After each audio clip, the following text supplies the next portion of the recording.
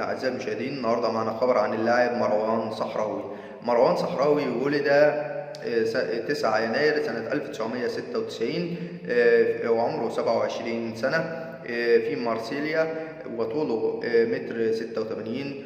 هو مركز اللاعب مدافع، ويلعب حاليا في النادي الإسماعيلي برقم 96.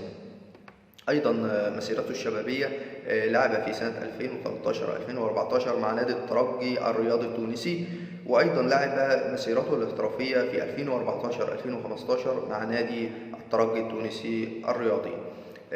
وأيضا في 2015-2016 لعب مع نادي ميتز، وأيضا لعب في 2015-2016 مع سيراين عرب، ولعب في 2020 مع النادي الإسماعيلي. أعزائي المشاهدين، بشكركم على مشاهدتكم لينا، وأتمنى دايما أن انتم تتابعونا باستمرار عشان يوصلكم منا كل الأخبار الحصرية عن اللاعبين المصريين والدوليين، وأيضا عن الكرة المصرية والعالمية والأندية المصرية والدولية.